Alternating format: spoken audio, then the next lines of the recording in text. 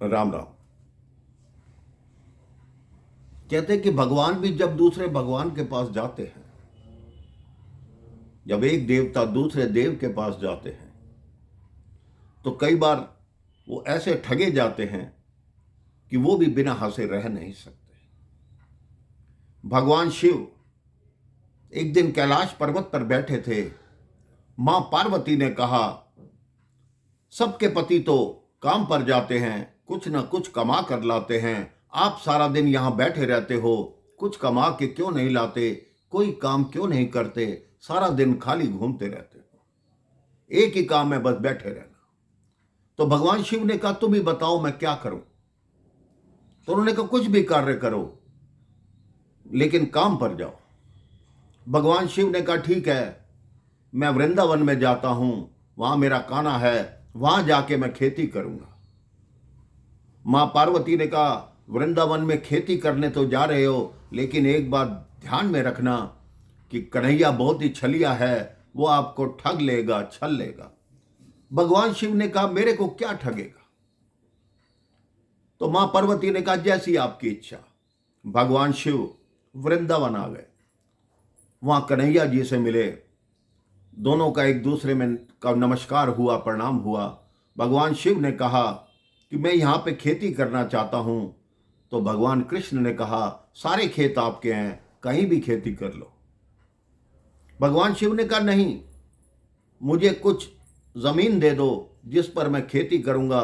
कन्हैया जी ने कहा, जो जमीन आपको चाहिए आप ले लो, एक बैल आपके पास है नंदी, एक बैल मेरे यहां से ले जाओ और खेती करना शुरू करो।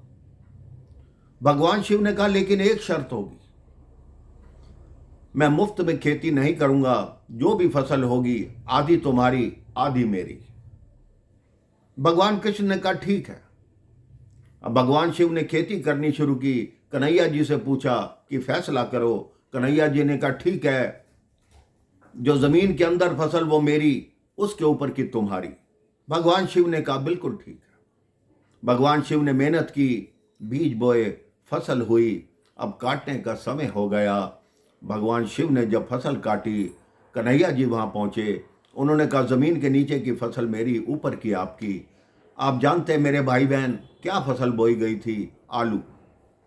तो कन्हैया जी ने सारे आलू ले लिए, जो ऊपर का घास था वो भगवान शिव को दिया। भगवान शिव वो घास लेकर कैलाश पर पहुंचे कि मैं खेती करके ये कमा के लाया।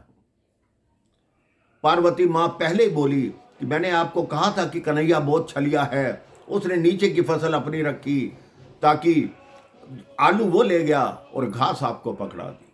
वो कहते, अब मैं दोबारा जाता हूं, अब ऐसा नहीं होने दूंगा। तो मां पार्वती ने कहा, ठीक है। अब उन्होंने कन्हैया जी से फिर बात की। भगवान शिव ने कहा, अब ऐसा नहीं होगा, ऊपर की फसल मेरी नहीं होगी, ऊपर की तुम्हारी होगी और नीचे की मेरी होगी। कन्हैया जी ने कहा, जैसे आपकी इच्छा, मुझे वो स्वीकार है। फिर फसल बोई गई, फिर मेहनत हुई, फिर फसल काटने का समय हुआ। अब मेरे भाई बहन, वहां गेहूं बोया गया था, ऊपर के सारे गेहूं कन्हैया जी ले गए और नीचे की जो बाकी घास थी वो भगवान शिव के से आई। मां पार्वती कहती, आप क्यों बार बार कन्हैया जी से छले जा रहे हो? आप ऐसा कहो, उन्हें कहो ना, नीचे की फसल मेरी, नीचे की भी मेरी, ऊपर की भी मेरी, बीच की तुम्हारी। तो भगवान शिव ने कहा, ठीक है। फिर फसल बोई गई। कन्हैया जी ने कहा, ठीक है, जैसे आपकी इच्छा, मैं तो वैसे ही करूंगा।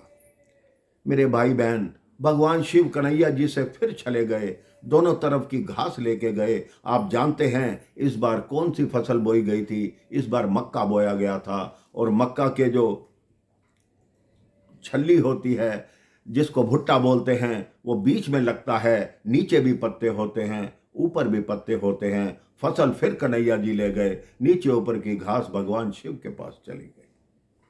मां पार्वती बोली, मैं आप कोई काम नहीं कर सकते, आपको कोई काम करना नहीं आता, आप केवल यहां बैठ के भक्ति करो, भक्ति के अतिरिक्त आपको कुछ नहीं आता।